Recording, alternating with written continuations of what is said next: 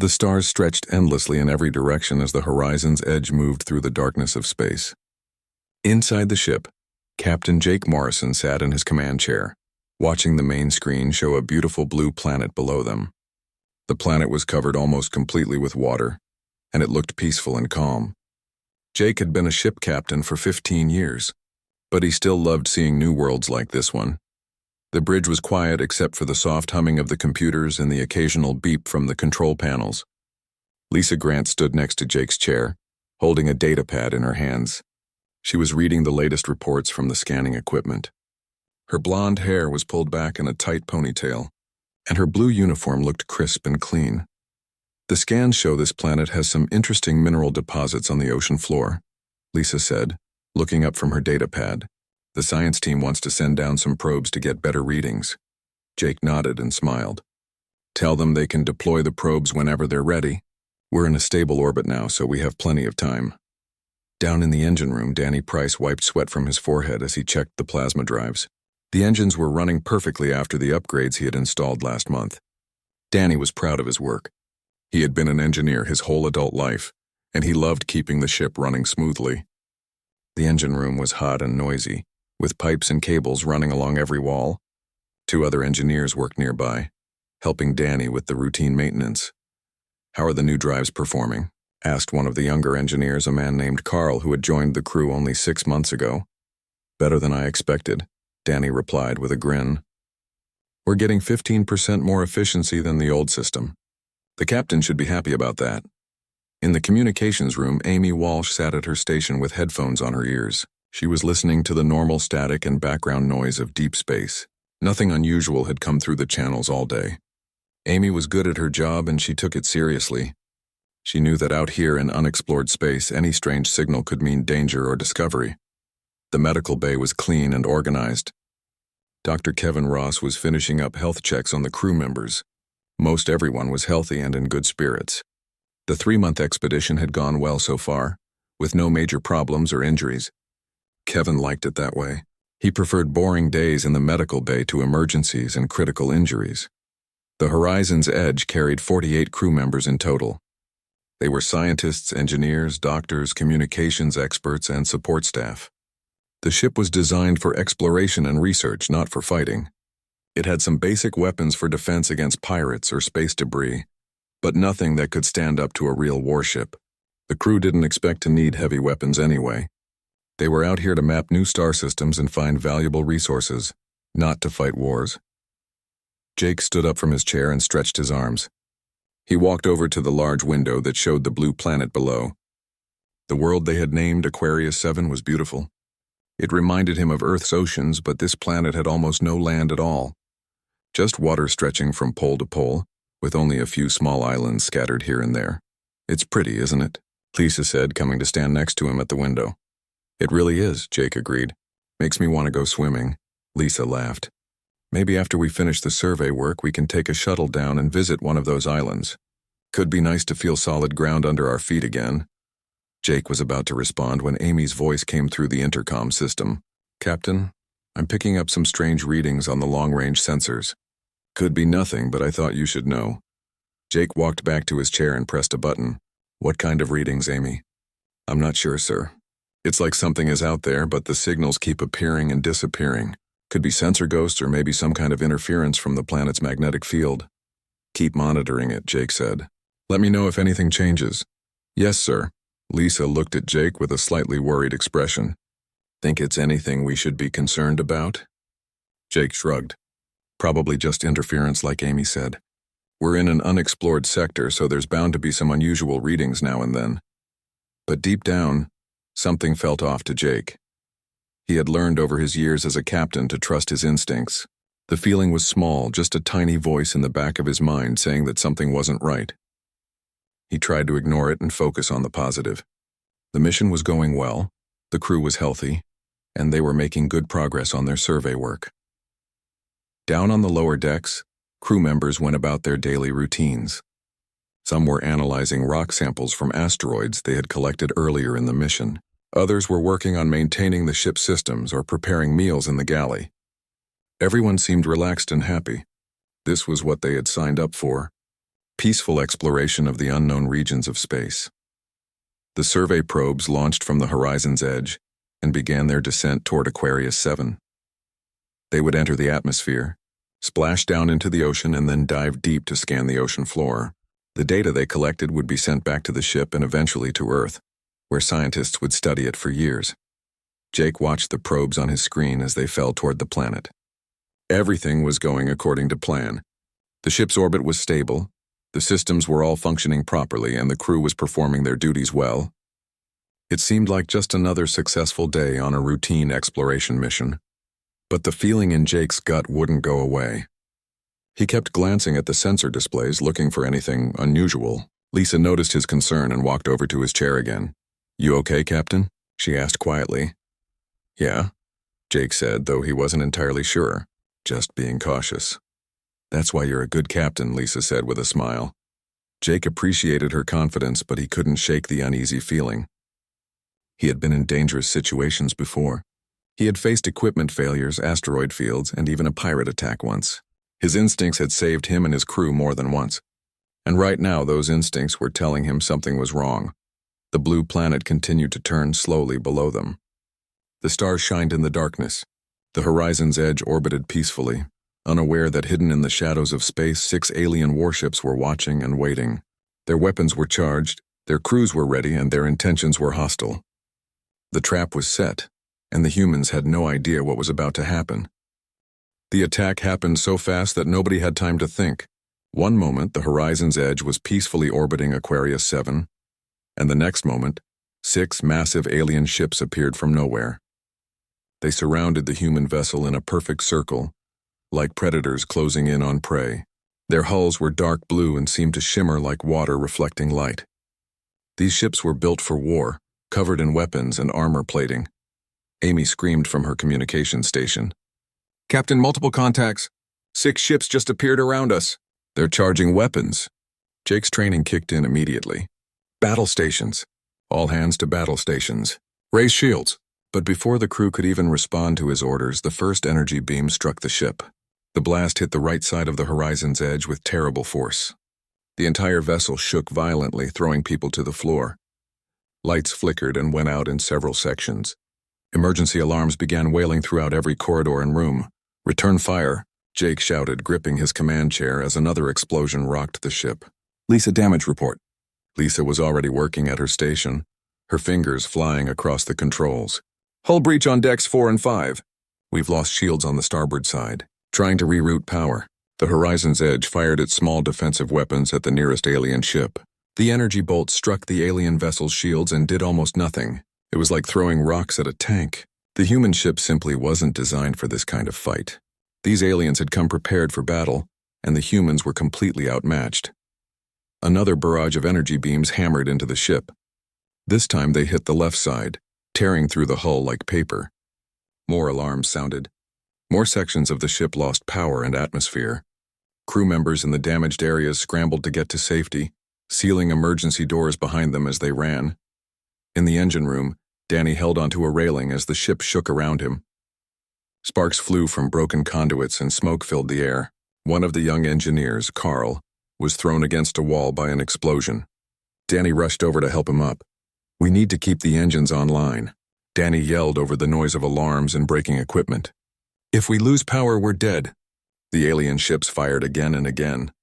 Their weapons were precise and deliberate. They weren't trying to destroy the horizon's edge completely. They were targeting specific systems, trying to disable the ship rather than blow it apart. Jake realized this as he watched the pattern of their attacks. They wanted the ship crippled, not destroyed. They wanted the crew alive. "Captain, I'm getting a transmission from the alien vessels," Amy said, her voice shaking with fear. "It's not in any language our computers recognize. Lots of clicking sounds and low-frequency noises." "Try to translate it," Jake ordered, even though he knew it was probably useless. "And send out a distress signal on all frequencies. Maybe someone will hear it." Another impact threw Jake from his chair. He hit the floor hard, pain shooting through his shoulder.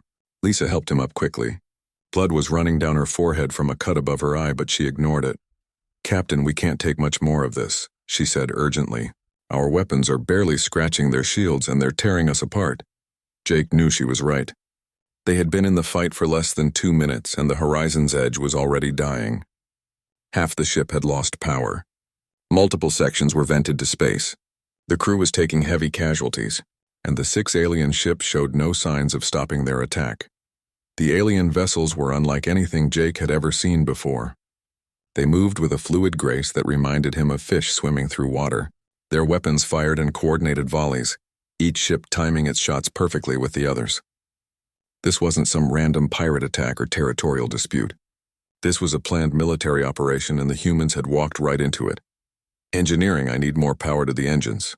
Jake called into the intercom. "Danny, can you give me anything?" Danny's voice came back through heavy static.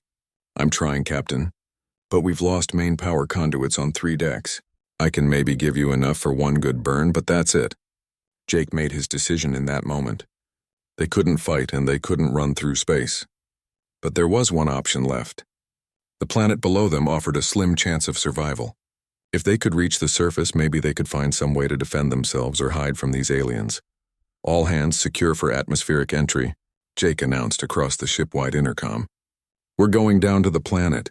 Brace for emergency descent." "Captain, we can't control our descent with this much damage," Lisa protested. "We'll crash. We're dead if we stay up here," Jake shot back. "At least down there we have a chance." "Danny, give me everything the engines have got."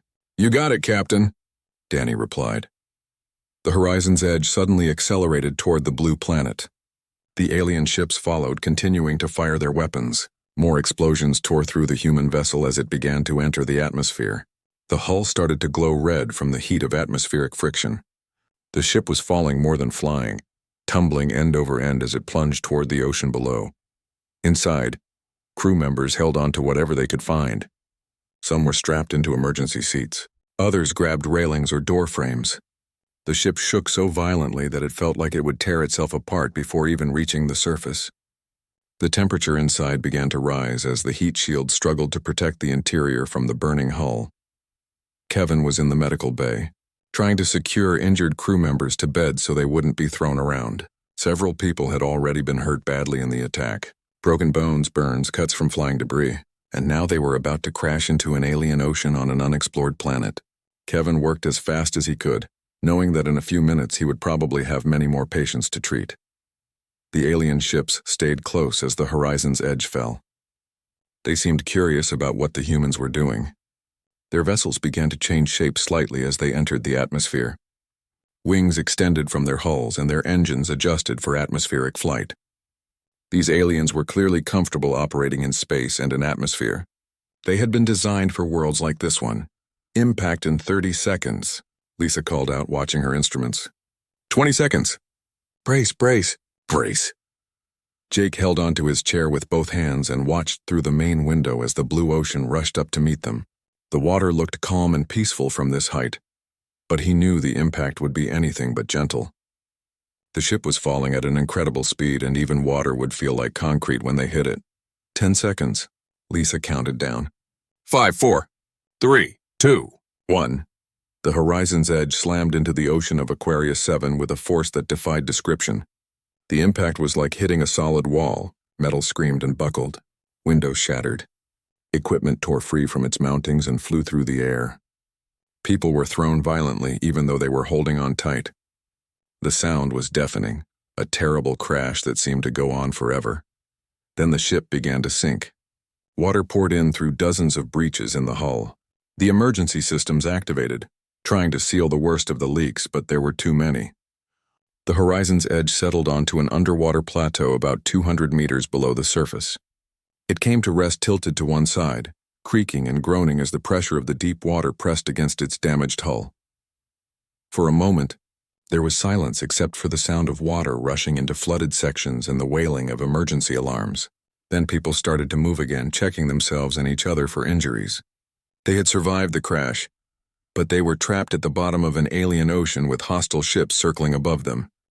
Jake opened his eyes and found himself lying on the floor of the bridge. His head was pounding and everything hurt.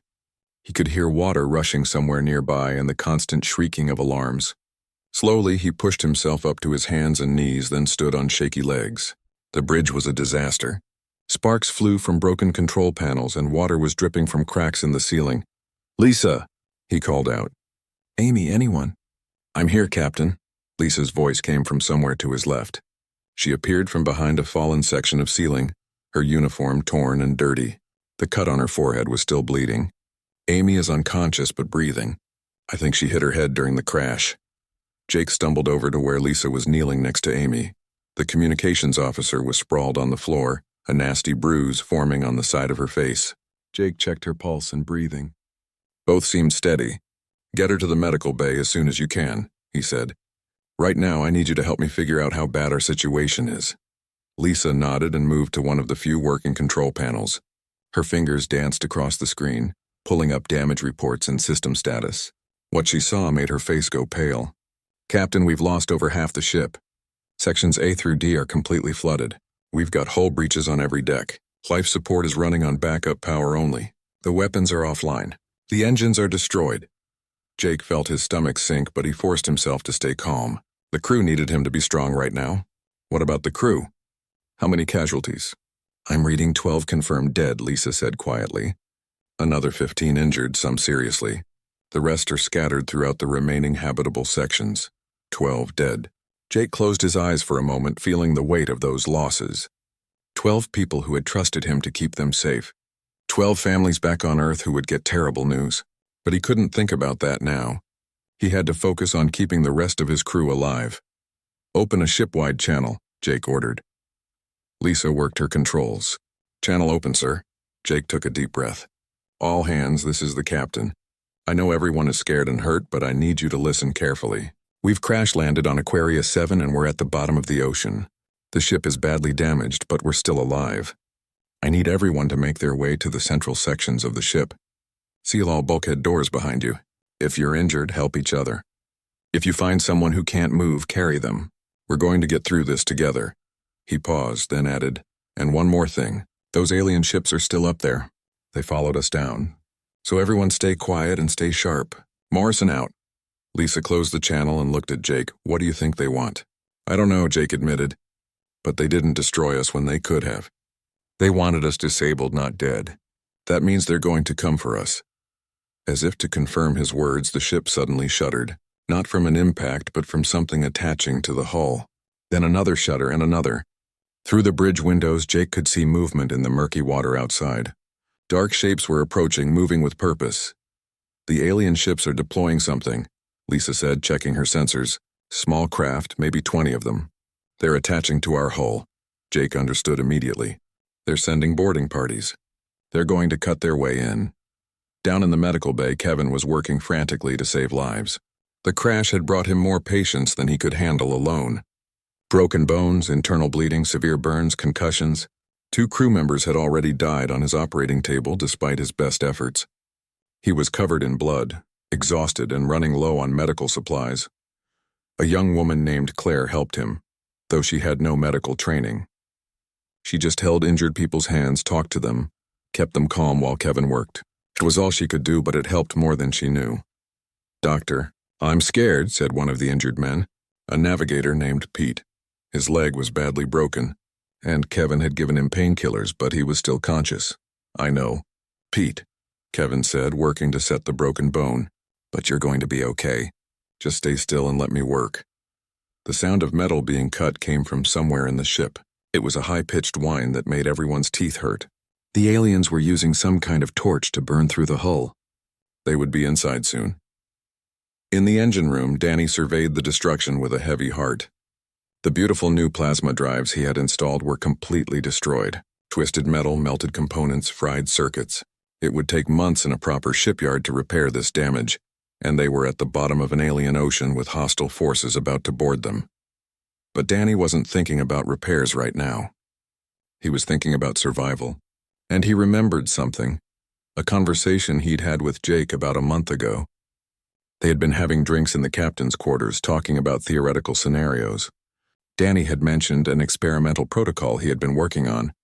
Something dangerous, something that would never be approved for actual use. Jake had been interested, asking questions, making Danny explain how it would work. At the time, it had just been a thought experiment. But now, trapped and helpless, that crazy idea might be their only chance. Danny activated his communication device. Captain Morrison, this is Danny. I need to talk to you right away. It's urgent. Jake's voice came back immediately. Go ahead, Danny. What is it? Remember that experimental protocol I told you about? The one with the plasma core overload? There was a pause. The one you said would be insane to ever actually try? That's the one, sir. I think we should use it. Another pause, longer this time. Danny, you said that could kill us all if it goes wrong. It could, Danny admitted. But those aliens are about to break into the ship. We've got maybe 5 minutes before they're inside. If they take us prisoner, we're probably dead anyway. At least this way we're fighting back. Jake was quiet for a moment, thinking. The sound of the alien cutting torches was getting louder. He could hear it through the hull now, a terrible screeching noise. Lisa was watching him, waiting for his decision. Through the windows, more alien shapes moved in the water. How long would it take to set up? Jake finally asked. Maybe 4 minutes if I work fast, Danny replied. But I need everyone to get to the central compartments and seal themselves in. The insulation there should protect them from the electrical discharge. Anyone in contact with water or exposed metal will die. Electrical discharge? Lisa asked, her eyes going wide as she listened to the conversation. Captain, what is he talking about? Jake explained quickly. Danny's plan is to overload our plasma core and use the ocean water as a conductor. Turn the whole area around us into a giant electrical weapon. The current would fry anything in the water, including those alien ships. And including us if we're not protected, Lisa added. That's why everyone needs to be in the insulated sections, Jake said. He looked out at the alien shapes in the water. More were arriving every second. Soon there would be hundreds of them. Once they got inside the ship, the crew wouldn't stand a chance. Jake made his decision. Danny, do it. Set up the protocol. Lisa, get on the ship-wide channel. I need everyone in the central compartments right now. Anyone who can walk needs to help those who can't. Seal every bulkhead door, and make sure nobody is in contact with water or exposed metal. Yes, sir, Lisa said, though her voice shook slightly. And Lisa, Jake added, putting a hand on her shoulder. Thank you. For everything. You're a good officer and a good friend. Lisa smiled despite the fear in her eyes. We're not dead yet, Captain. Save the goodbye speech for later. The sound of cutting metal grew louder. The first alien warriors were almost through the hull. Danny and his team worked at incredible speed in the flooded lower sections of the ship, their hands protected by thick insulated gloves as they rewired the plasma core. It was delicate, dangerous work. One wrong connection and the core would explode immediately, killing everyone. Throughout the ship, crew members hurried to the central compartments. They carried injured friends, sealed doors, and prepared for whatever was about to happen. Nobody really understood what the plan was, but they trusted their captain. If Jake said this was their best chance, then they would take it. Kevin got the last of his patients secured in the medical bay, and then helped Claire seal the door. The bay was in one of the protected sections, so they should be safe from the electrical discharge. Should be. Kevin wasn't entirely certain about anything anymore. The first Thalrex warrior burned through the hull and entered the ship. It was a terrifying creature, built like a powerful swimmer with a sleek body and powerful limbs. Its skin was blue and wet, and it carried an advanced energy weapon. The alien moved through the flooded corridor with ease, clearly comfortable in the water. The Thalrex warriors poured into the horizon's edge through multiple breach points. They moved with confidence and precision, like they had done this many times before. Each warrior was roughly the size of a large human, but built differently. Their bodies were designed for swimming, with powerful muscles and streamlined shapes. Their skin was a deep blue color that shifted and changed like water reflecting light. They carried weapons that looked organic, as if they had been grown rather than built. More than 50 Thalrex entered the ship within the first minute. They communicated with each other using clicking sounds and low-frequency pulses that traveled well through water. To them, this was an easy operation. They had disabled the human ship, forced it to crash, and now they would capture the crew. The humans were weak, slow creatures who couldn't even breathe water. This would be simple. The lead Thalrex warrior, a large specimen with distinctive markings on its body, swam through the flooded corridors of the ship. It could sense the vibrations of the humans hiding in the sealed sections ahead. They were trapped, helpless. The warrior felt satisfaction at another successful hunt. Its species had been expanding through this sector of space for decades, taking what they wanted from weaker races. The humans would just be another conquest, But the Thalrex didn't understand humans. They didn't know about humanity's greatest strength. They had studied human technology and found it lacking. They had analyzed human biology and found it weak. They had calculated human combat abilities and found them inferior. What they hadn't studied, couldn't analyze, and didn't calculate was the human ability to adapt under pressure. In the engine room, Danny worked with sweat pouring down his face despite the cold water around his feet. His hands moved quickly, connecting cables and rerouting power systems. 2 other engineers worked with him, following his instructions precisely. They all knew that one mistake would kill them instantly.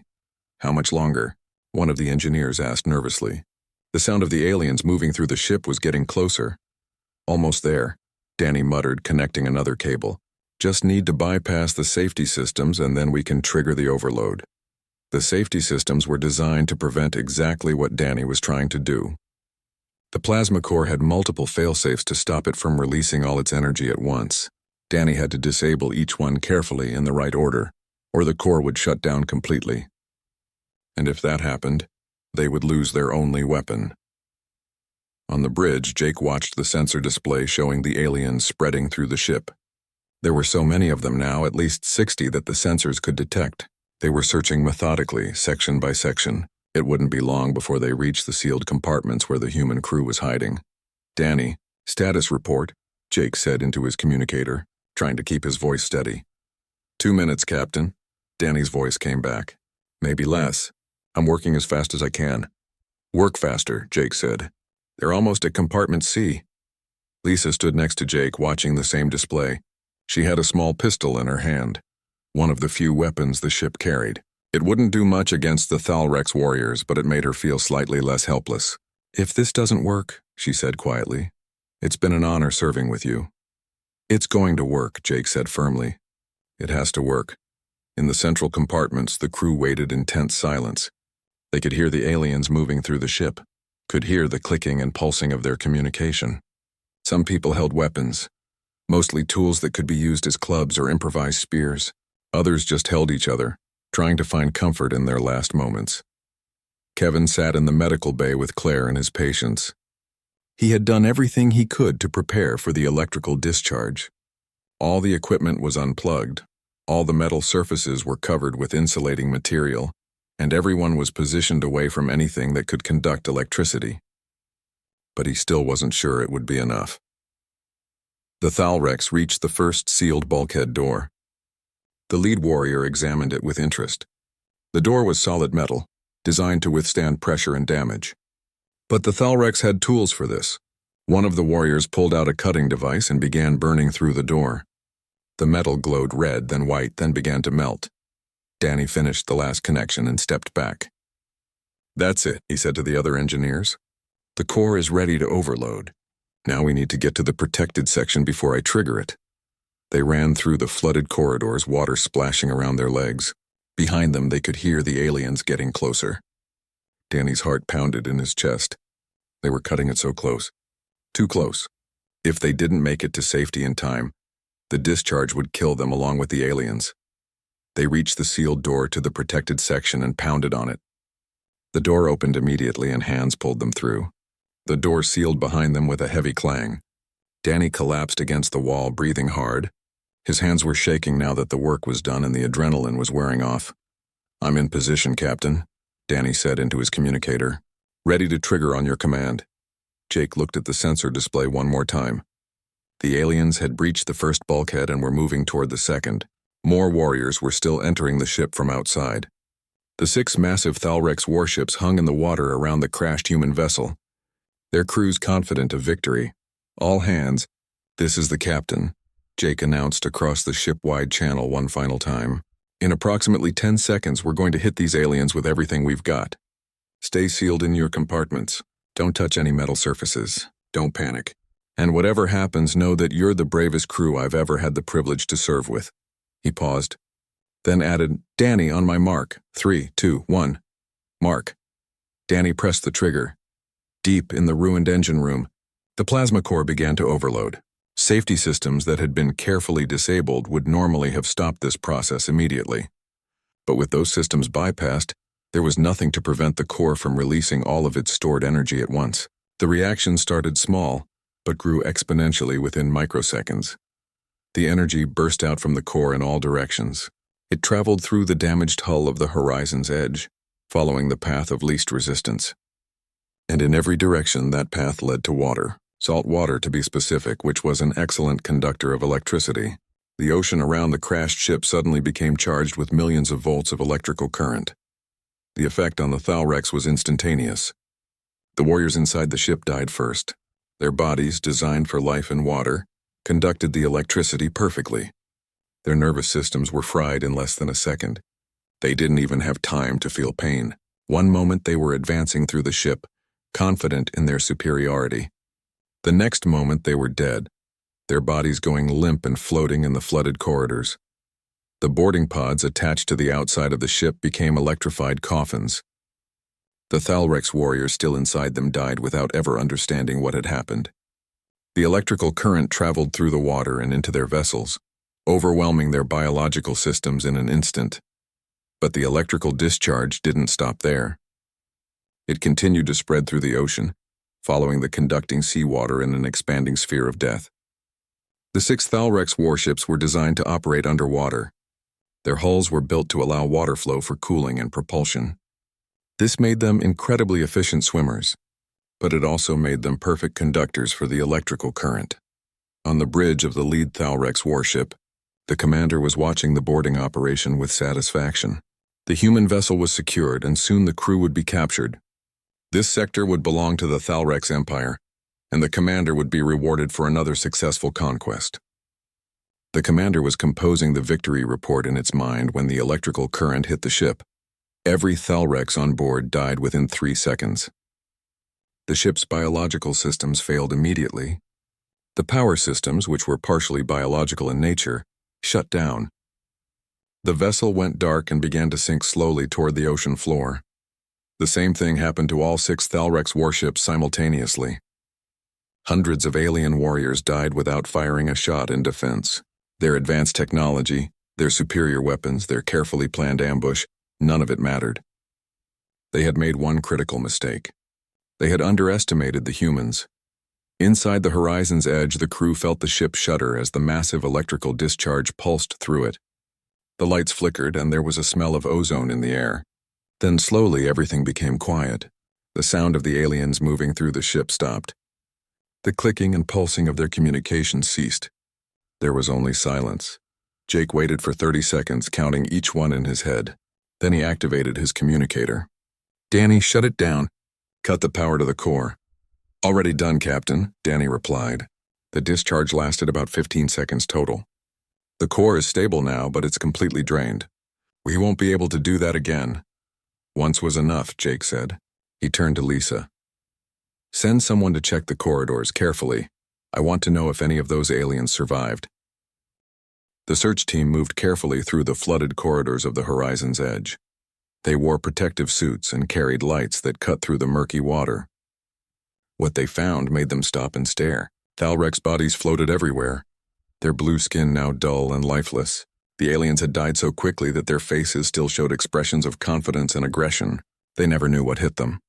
"Captain, all hostiles are confirmed dead," the team leader reported back to the bridge. "I count at least 70 Thalrex bodies inside the ship. None of them are moving." Jake felt a wave of relief wash over him. They had done it. Against impossible odds, using a desperate plan that could have killed them all, they had survived. He sat down in his command chair, suddenly aware of how exhausted he was. Every muscle in his body ached, and his shoulder throbbed where he had hit the floor during the crash. Lisa was working at her station, checking external sensors. "Captain, you need to see this," she said, her voice filled with wonder. Jake stood up and walked over to her display. The screen showed the area around the ship. 6 massive Thalrex warships were visible, but they weren't moving.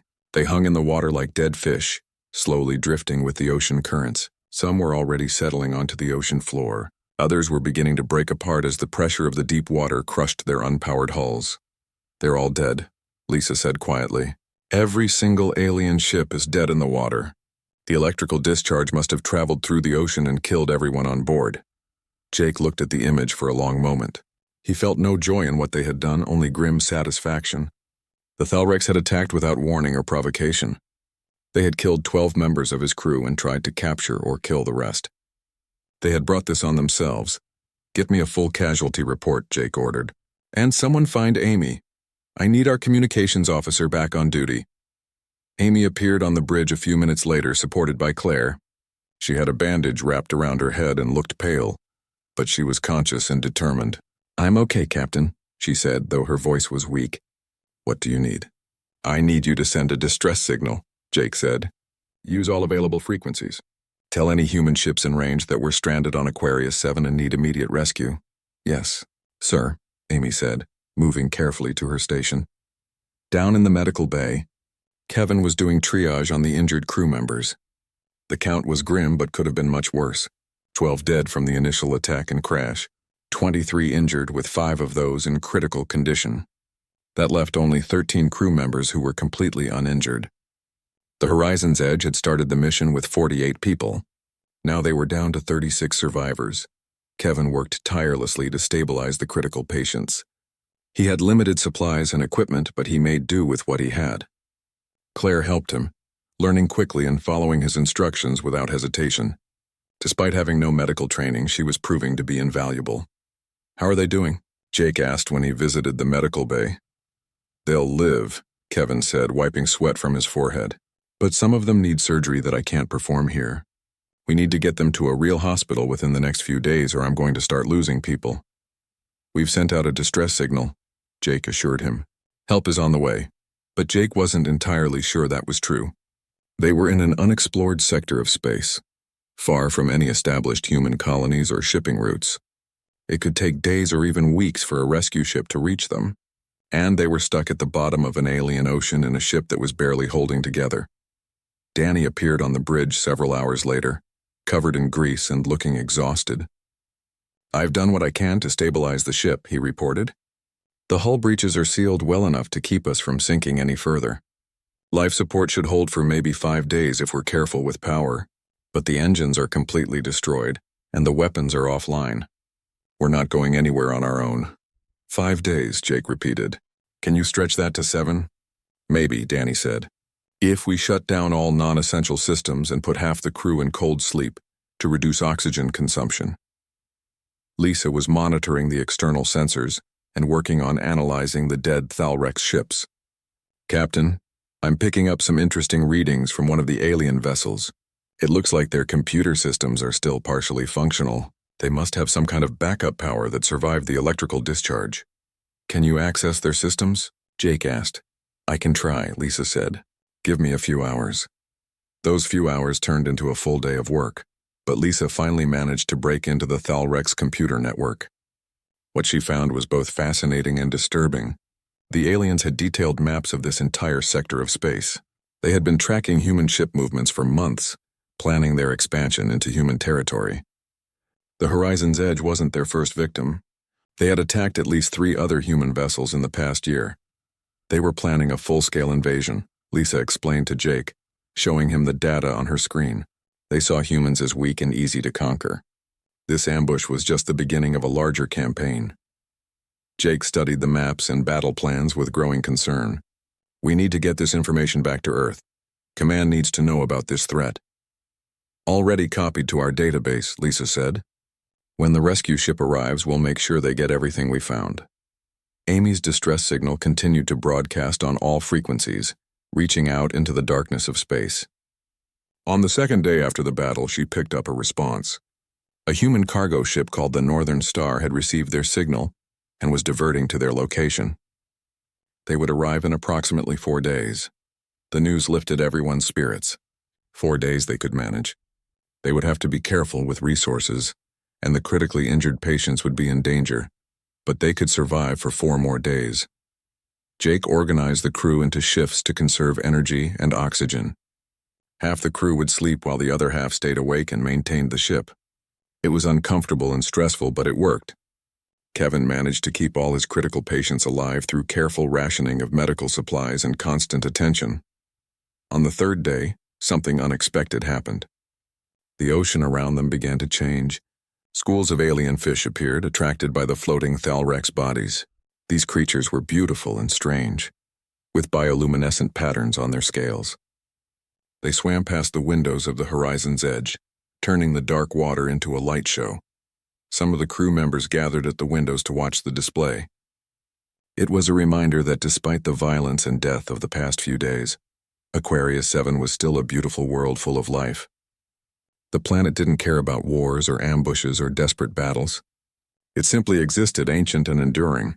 Jake stood at the bridge window watching the glowing fish swim past. Lisa came to stand next to him, and together they watched in silence for a while.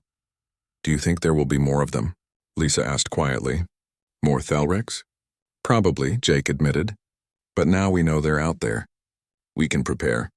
We can warn other ships. And we can make sure that what happened to us doesn't happen to anyone else." "We got lucky," Lisa said. "If Danny hadn't thought of that crazy plan, we'd all be dead or captured right now." "It wasn't luck," Jake disagreed. "It was ingenuity. It was courage. It was people refusing to give up even when everything seemed hopeless. That's what humans do. We adapt, we improvise, we survive." On the fourth day, the Northern Star arrived. The cargo ship wasn't designed for rescue operations, but her captain was determined to help. They used their shuttle to ferry the injured crew members up first, getting them into the Northern Star's medical bay where they could receive better treatment. It took 12 hours to evacuate everyone from the horizon's edge. Jake was the last to leave, as tradition demanded. He walked through the damaged corridors one final time, saying goodbye to the ship that had been his home for 3 years.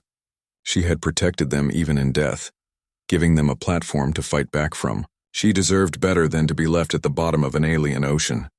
"Thank you," Jake whispered, putting his hand on the bulkhead. Then he turned and walked to the airlock where the shuttle was waiting. The Northern Star set course for the nearest human outpost, a journey that would take 2 weeks. During that time, Jake filed his official report. He documented everything that had happened, from the initial ambush to the desperate electrical discharge that had saved them. He included all the data Lisa had recovered from the Thalrex computers. The story of the horizon's edge spread quickly through human space. News agencies picked it up, turning the crew into heroes. Military analysts studied the tactics and technology. Scientists examined the data on the Thalrex species. Politicians debated what it meant for human expansion into this sector, but for the crew members themselves, they were just glad to be alive. They had faced death together and survived through courage, ingenuity, and teamwork. They had proven that humans, even when outmatched and outgunned, were not to be underestimated. 3 months later, a human military fleet arrived at Aquarius 7.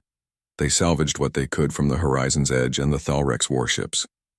They studied the battlefield, learning lessons that would help protect future human vessels.